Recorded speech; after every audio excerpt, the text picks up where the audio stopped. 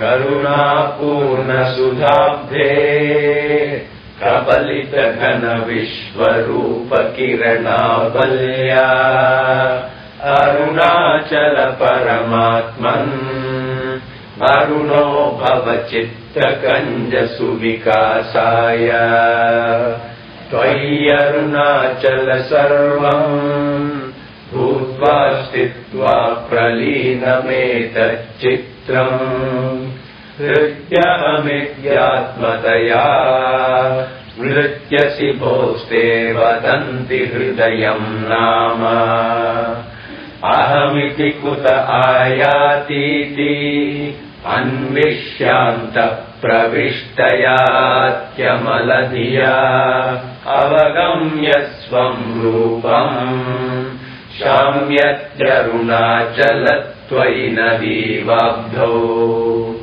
त्यक्त्वा विषयम् बाह्यम् रुद्धप्राणेन रुद्धमनसान्तस्त्वाम् अरुणाचल परमात्मन् अरुणो भवचित्तकञ्जसुविकासाय त्वय्यरुणाचल सर्वम् भूत्वा स्थित्वा प्रलीनमेतच्चित्रम् हृद्यहमित्यात्मतया नृत्यसि भोस्ते वदन्ति हृदयम् नाम अहमिति कुत आयातीति अन्विष्यान्तः प्रविष्टयात्यमलधिया अवगम्य स्वम् रूपम् शाम्यत्यरुणाचलत्वयि नदीवाब्धौ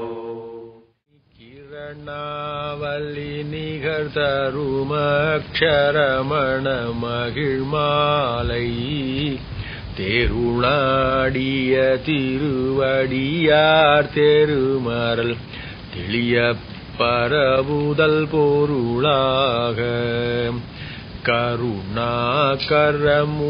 ரமணாரியன் உவகையினாற் சொல்லியது கதியாக அருணாச்சலம் என அகமே அறிவோடும் Alvar சிவனுலகாழ்வாரே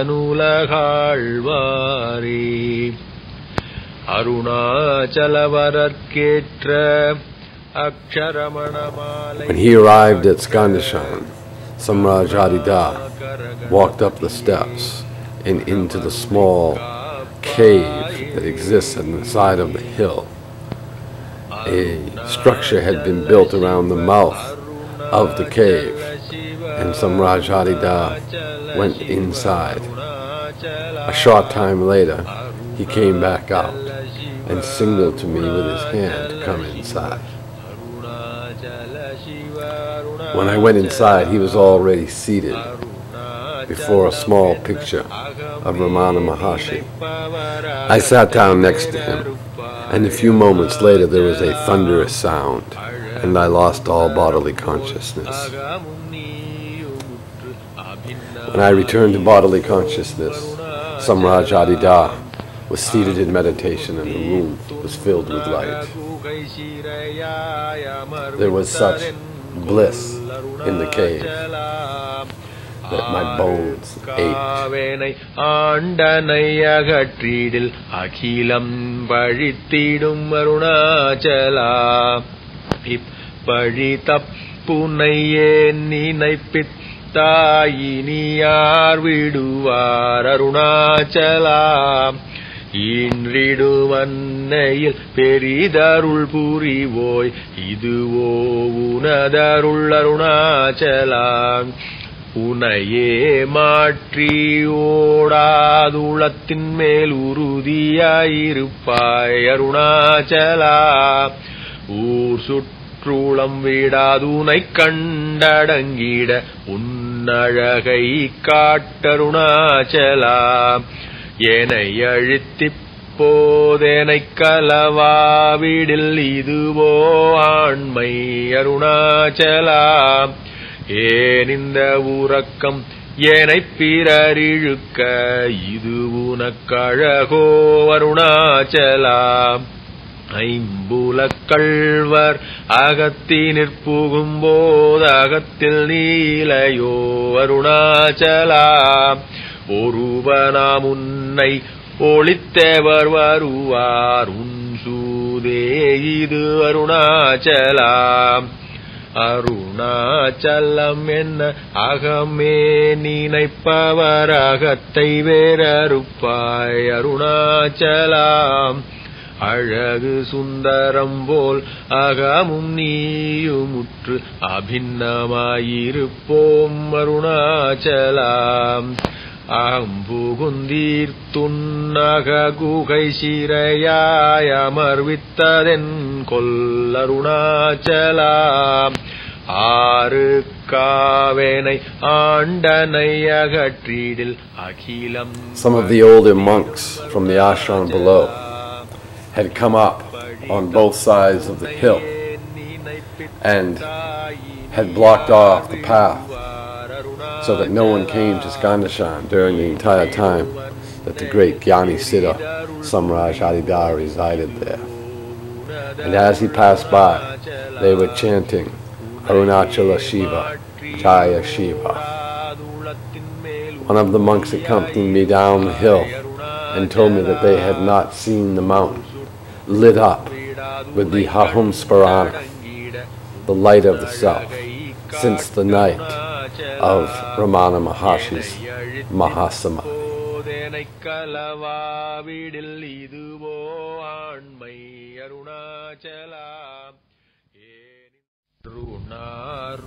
When he returned from Skandan to the ashram at the foot of the mountain, the ultimate nature of his work had been made clear. He wrote that Ramana Maharshi demonstrated Sahaj Samadhi under conventional conditions, gross, subtle, and causal. But he did not demonstrate Sahaj Samadhi as the sacrifice of conditions into Bhava Samadhi, and therefore he did not demonstrate the transformations of conditions to the point of translation of the whole body being into the radiance of Bhava Samadhi in transfiguration, regeneration, or ascension translation. This is my ultimate work.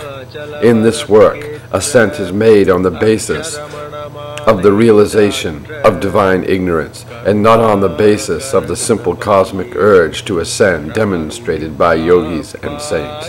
It does not lead specifically to any heavens, but is a matter of consistent sacrifice into the divine condition itself. In the seventh stage of life, in Sahaj Samadhi, this radical, perfect intuition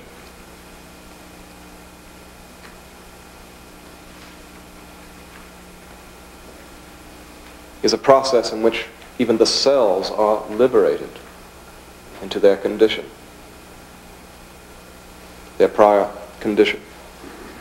Even the cells of the brain, even this nervous system, even this fleshy body, even the whole world, all its relations, you see. It is all relieved of its solidity. It has become transparent and ultimately dissolves.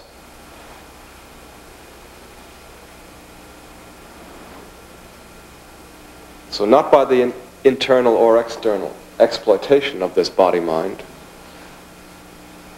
but by the sacrifice of the whole affair of this body-mind through perfect intuition, communion, sacrifice, in the truest and ultimately most perfectly esoteric sense. We are literally translated into the bliss or radiance which is eternal and which pervades all existence. That reality is not at the root of the nervous system, nor at the end of the world in time. It is present. When we realize it, we vanish.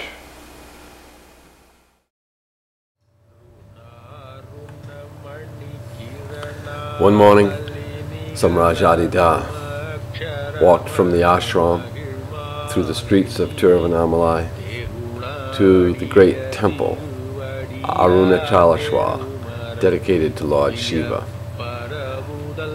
Along the way, as he was walking through the streets, he spoke about India, saying how at peace he felt here. As he walked on, at a certain point, he simply said, "This is my home." Agame arivodum alvar Shivanulagaalvari Arunachalavaratketra Aksharamanamaalai Satra Karuna Karaganapatiye Karamarulikkapaye Arunachala Shiva, Arunachala Shiva, Arunachala Shiva, Arunachala, Arunachala Shiva, Arunachala Shiva, Arunachala Shiva, Arunachala. Arunachalam என்ன அகமே நினைப்பவராகத்தை வேறறுப்பாய் அருணாச்சலாம் அழகு சுந்தரம் போல் அகமும் நீயுமுற்று அபின்னமாயிருப்போம் அருணாச்சலாம் அம்புகுந்தீர் துன்னக குகை சிறையாய் அமர்வித்ததென் கொல்லருணாச்சலாம் ஆறு காவேனை ஆண்டனை அகற்றி. At one point, Samraj Adida walked down into an underground chamber where there was a Shiva Lingam. The place was deserted, dark, and dank. It was a place where Ramana Maharshi had sat for a number of months in meditation. People go to this chamber to have puja done on a Shiva Lingam in Ramana Maharshi's name. But as the priest inside the chamber began to do the puja, he suddenly stopped, feeling Samraj Adida's divine presence descending through the chamber very strongly, and began to do the puja on Samraj Adida's head instead of the lingam. The priest and I had to bring Adida Samraj up out of the chamber. When he emerged back into the sunlight, the marks on his forehead from the priest's puja were evident. We took him to a small pavilion and sat him down against a pillar, where he stayed in samadhi. Sundaram போல் அகமும் நீயுமுற்று அபின்னமாயிருப்போம் அருணாச்சலாம் அம்புகுந்தீர் துன்னக குகை சிறையாய் அமர்வித்ததென். By the time Samraj Adida had opened his eyes, some of the Indian people inside the temple had noticed the Westerner in samadhi and had come over and left gifts of flowers and fruit at his feet. As he was leaving, some of the men who had been sitting in meditation with him draped a flower mala around his shoulders and had pranam to him like they would to a deity. When asked why those people were moved to offer gifts at his feet and bow down to an unknown Westerner, he simply replied, "The culture of samadhi is in their blood."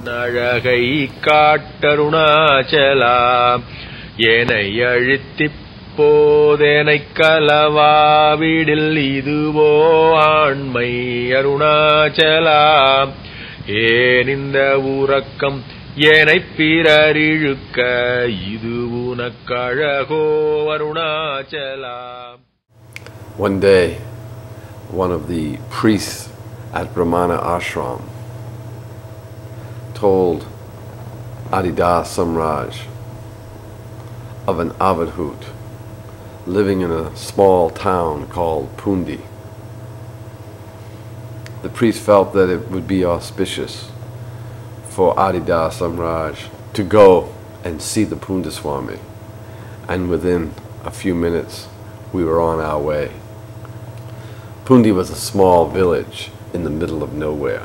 When we arrived, there were no people in the town. It was sweltering hot, and the people were all inside. But at noontime, they began to come out and gather in front of a storefront. Then the front of the crude store was opened, and there sat the Pundi Swami, and the afternoon arati began. Adida Samraj stood among the villagers, looking directly at the Pundi Swami. When it came time for the people to come forward to receive his darshan, Adida Samraj was the first in line. He went forward and bowed before the Pundi Swami, whose custom it was to anoint people's heads with sacred ash and kumkum, thereby touching them and initiating them with his Shaktipat. When the Pundi Swami's hands touched the forehead of Samraj Adida, the Pundi Swami let go a loud roar. His hands were placed on Adida Samraj's head, and the Pundi Swami held on and made large growling sounds as though electric shock was passing through his body. As the arati continued, the Pundi Swami continued to gaze into the eyes of the Western adept who had appeared in the small town of Pundi. The Pundi Swami was a true Kundalini yogi who was found by townspeople some years ago on the bank of a river outside the village of Pundi. He is a classical representative of the traditional practice of Kundalini Yoga, which seeks to merge the life force or creative power of the universes that lies dormant in man, coiled at the base of the spine, into subtle light via the manipulation of internal energy processes. The Pundi Swami's practice was to give Shaktipat initiation through ceremonial ritual. He was literally approached as a divine statue or object and ceremoniously worshipped in the classic South Indian manner, ritually bathed with butter, sandalwood paste, honey, milk, and other foods, and then ritually washed in the same manner as a piece of statuary considered to be a representative of the divine. On the ride back from the town of Pundi to Tiruvannamalai, Samraj Adida pointed out that the Pundi Swami's arms and legs were unusually thin. They were actually emaciated, while his stomach, his navel area, and his head were quite large. He pointed out that this was due to the process of continuous Kundalini Yoga, of a constant practice of pranayama and kumbhak, and that his navel and head were swollen with pranic energy. He said that the Pundi Swami was making a mockery of the gross physical body, the human plane of existence, and relationships at the human level of things altogether, but that above the body, he said the Pundi Swami was the Clark Gable of the subtle planes and dressed in a fine suit of lights.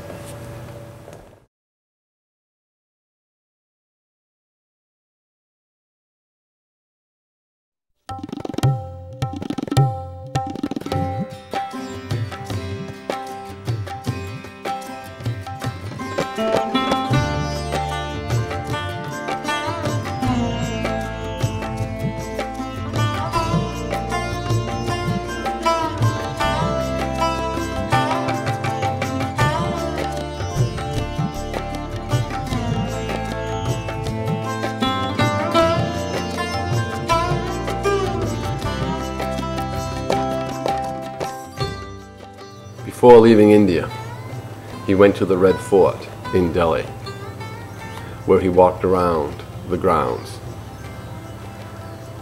And while there, he made the following summary.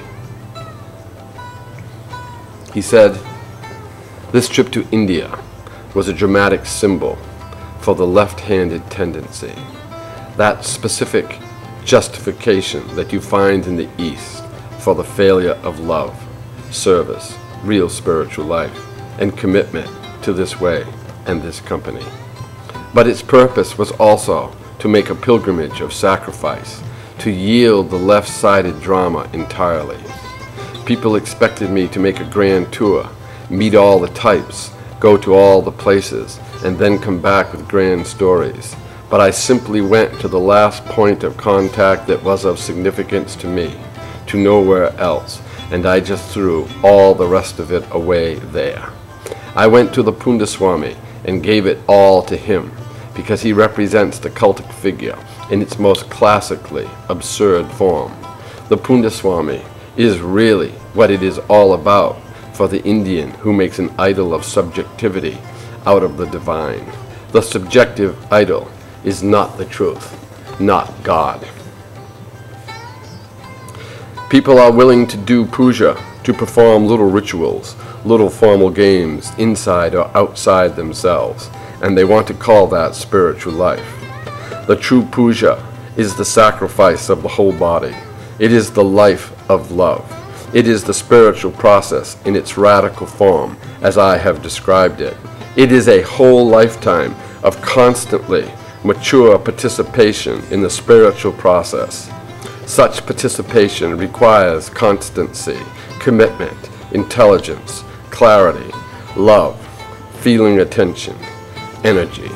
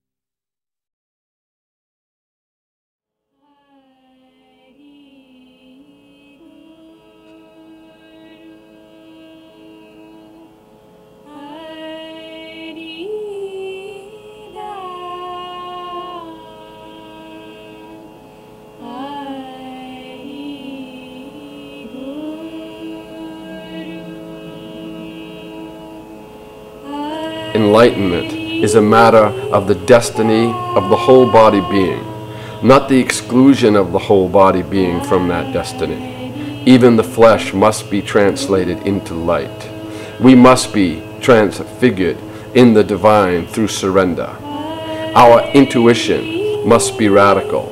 That is, it must realize not only the ground of thought, but the body itself must be converted. This is the great mystery. Love must not be prevented by detachment, inwardness, and illusory exclusive peace. Love is the way. When we awaken from ego and inwardness, we must yield as the whole body being into the infinity of radiance and allow ourselves to be dissolved beyond fear into the condition of even the body and the room. This is the vision I have felt since birth.